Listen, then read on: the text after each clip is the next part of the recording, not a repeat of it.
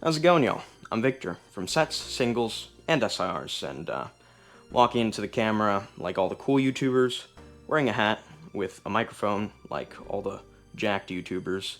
But other than that, in 2019 and 2020, I had over $10,000 worth of sealed Magic the Gathering and Pokemon product. I wanted to start a store, but because life happened, I had to get rid of most of my stuff, and I was left with almost nothing after selling it all. Fast forward a couple years, I started a pin business, kind of custom designed cats and stuff like that, cat coasters, whatever. Wasn't a huge success.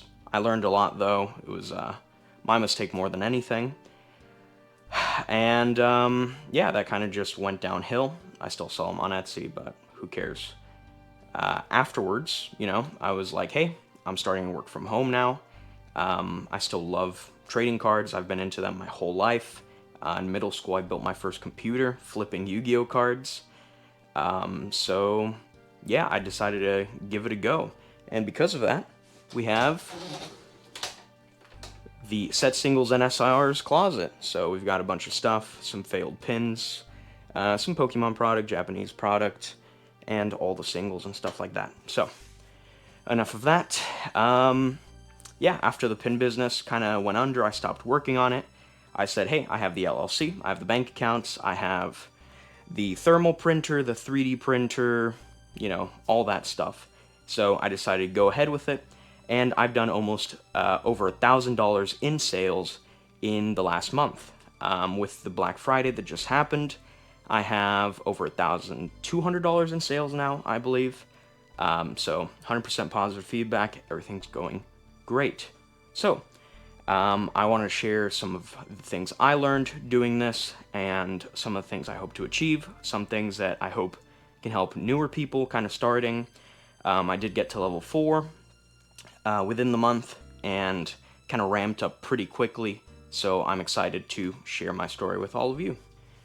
Oh, and like Brian from Pokey does, here's a bunch of sales from the last day, so I know a little bit about what I'm talking about, not too much, but anyway, how I got started. So this closet didn't build itself.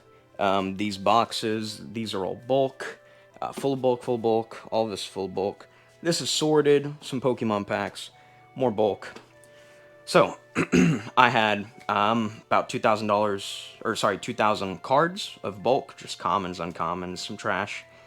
And I had a one random 7th edition foil that I got for $40 3 years ago.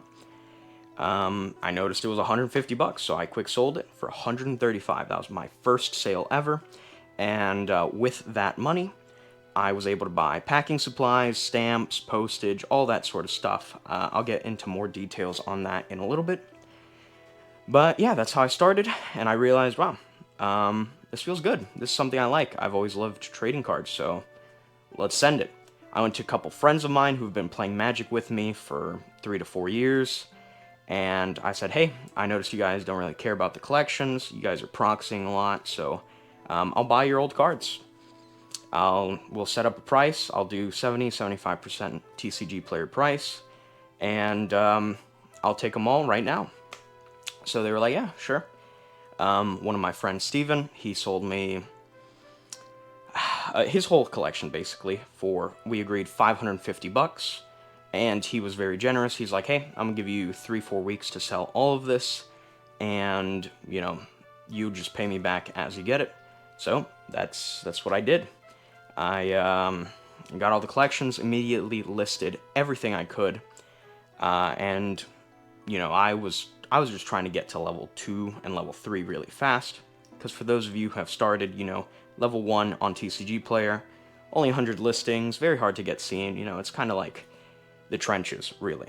So I listed a bunch of relatively cheap, like commons and uncommons between his collection and my collection, and got those sold for essentially net negative, or net neutral or a loss, just to get those ratings going. After that, within about a week, I got level 2, because level 1 is just like 90% feedback and 2 sales or something. It's super easy. After level 2, I started bumping it up a little bit. Now level 2, you have 500 slots, so that is pretty good. I went ahead and started listing some like moderate end cards, like 5, 6, 10 bucks, stuff like that.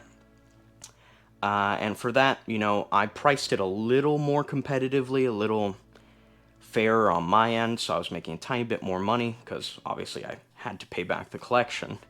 So when that happened, got like a week or so of just like 50, 60 sales with moderately priced cards because of this one special thing. Now, the one special thing, obviously, is the sell-through rate. Sell-through rate on cards is very important because it tells you how many people actively want the card. So what I would do is I'd just kind of go through popular CDH cards for Magic, or just like full arts for Pokemon. We're mostly doing Magic right now. And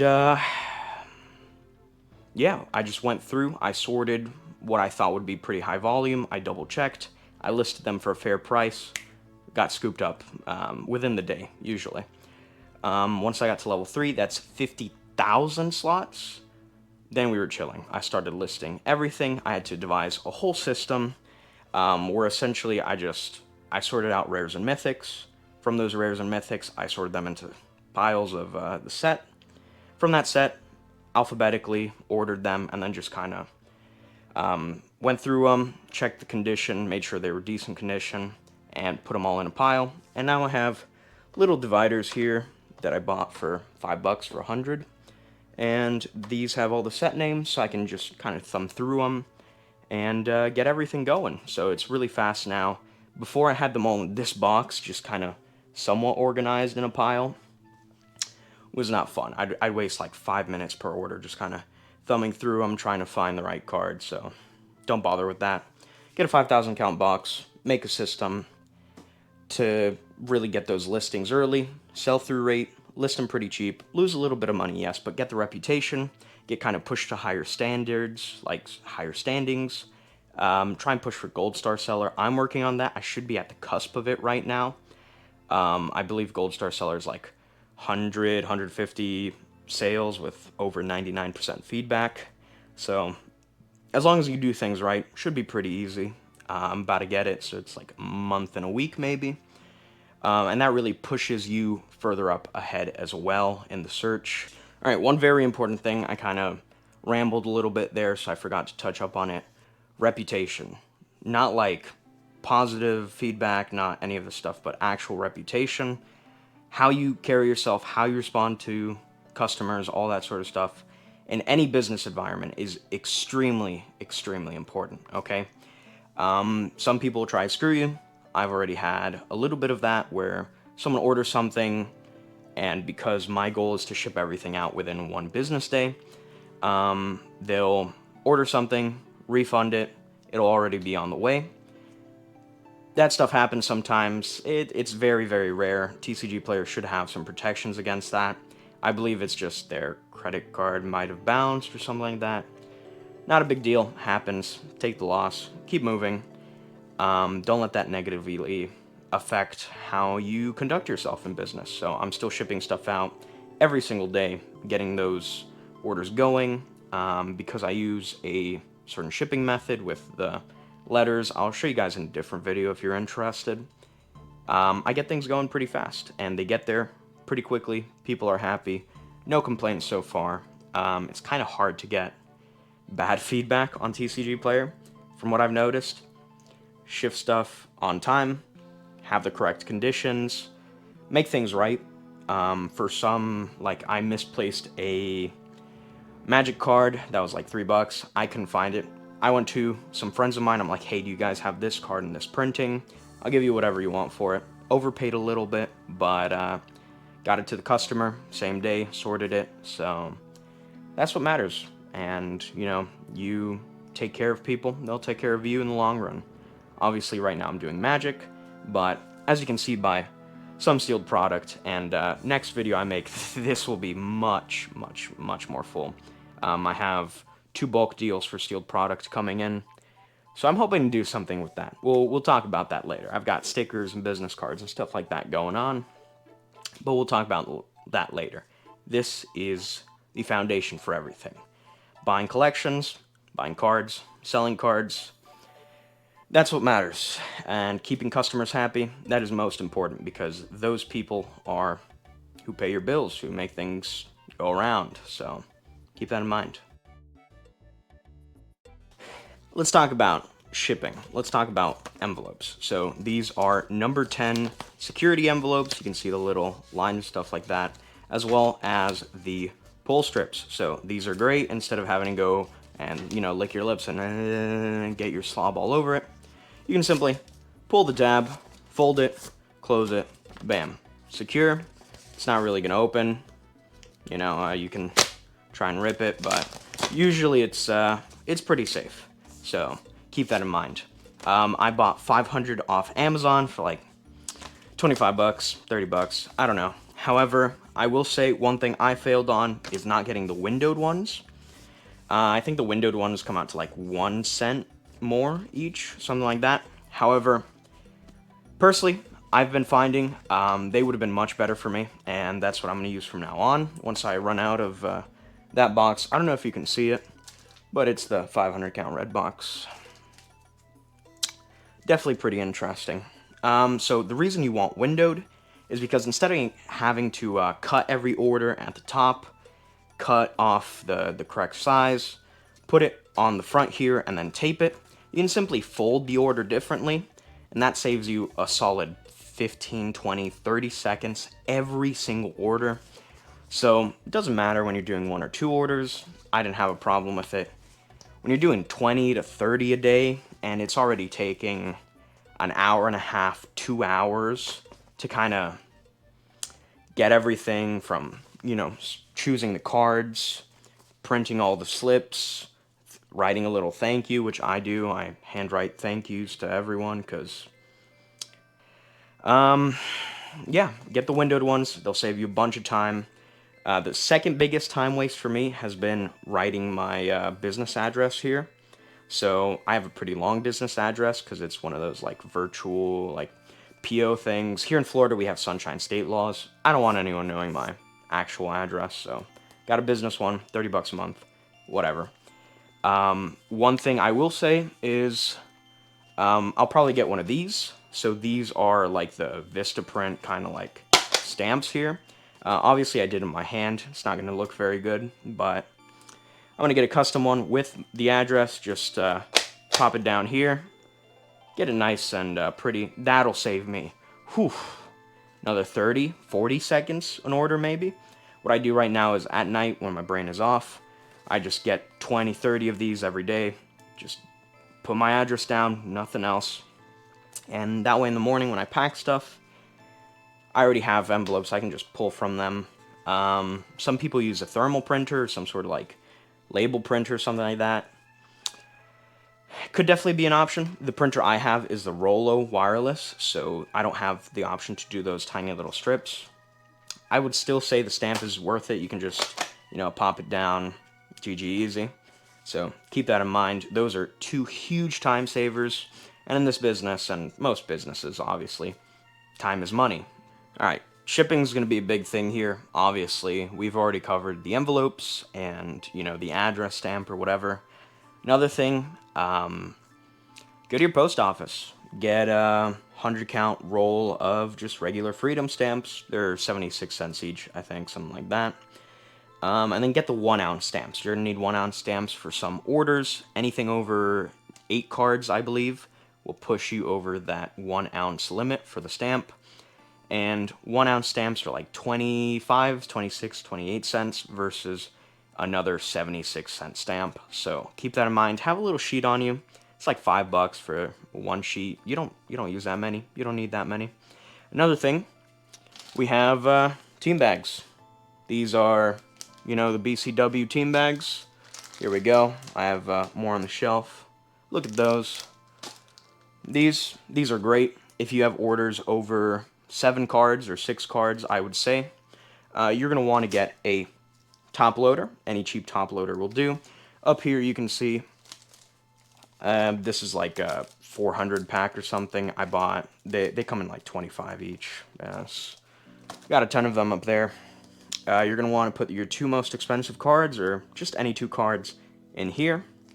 Slide them in the team bag, and then put the rest of the cards in between the top loader and inside the team bag.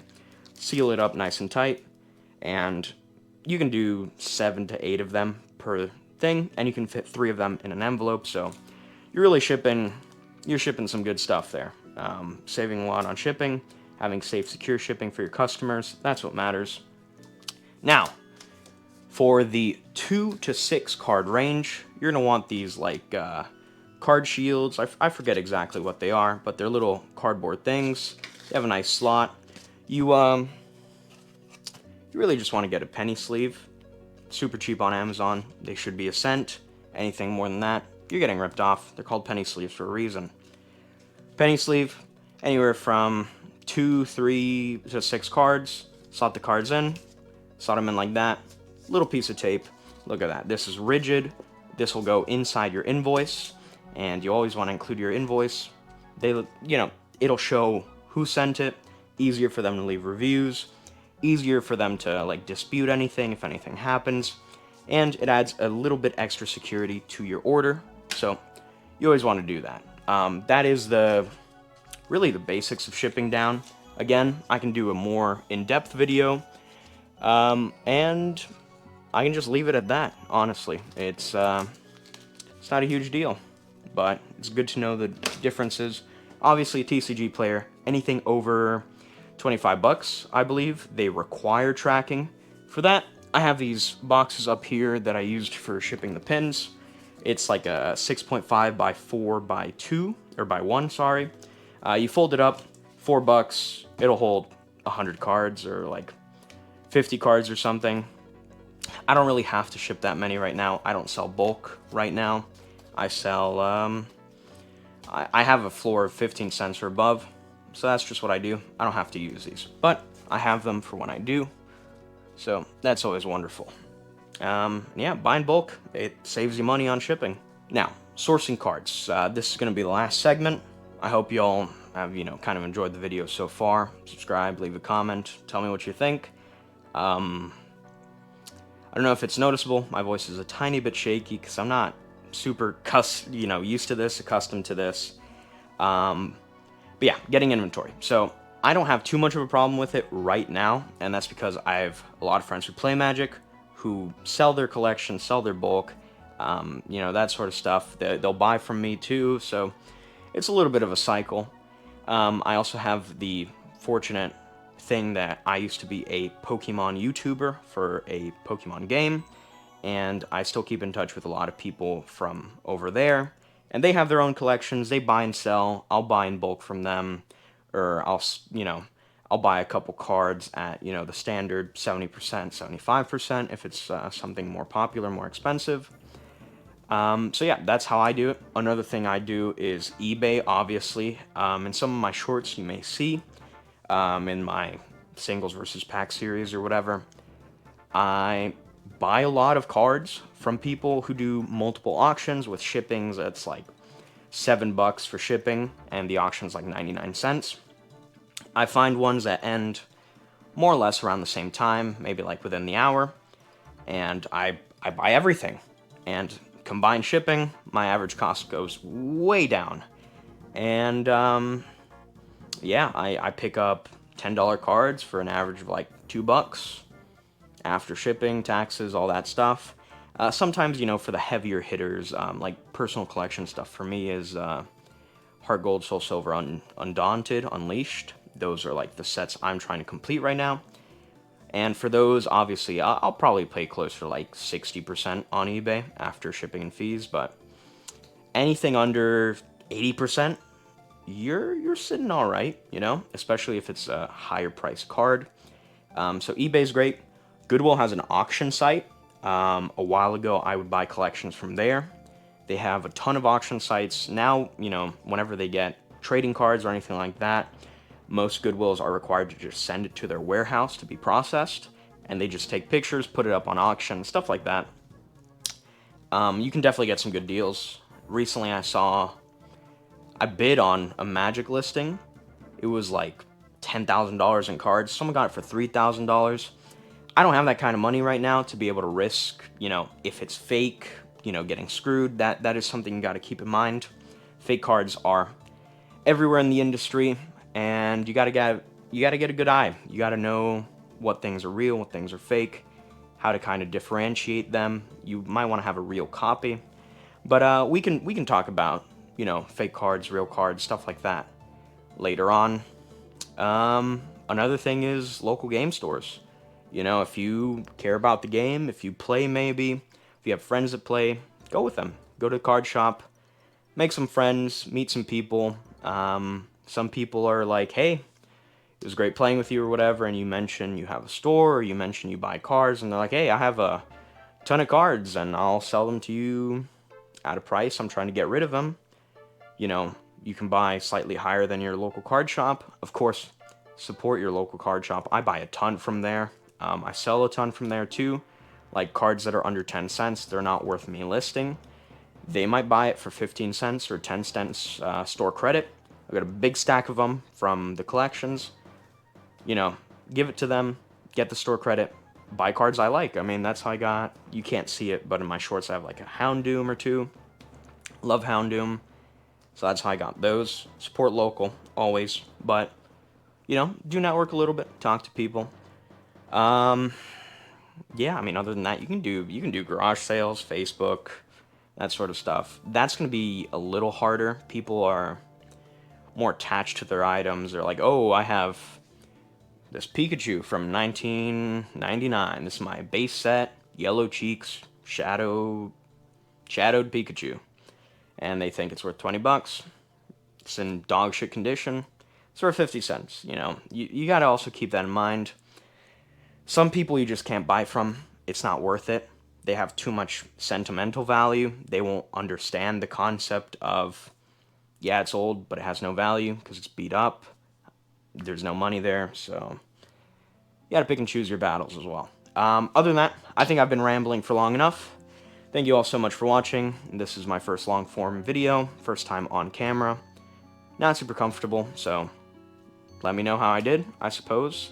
If you want more content, I'll be making more content about TCG, specifically about Pokemon. Magic is just like a side thing we do here. I love Magic, but I love Pokemon more. That's why I've sealed Pokemon, Sun and Moon era.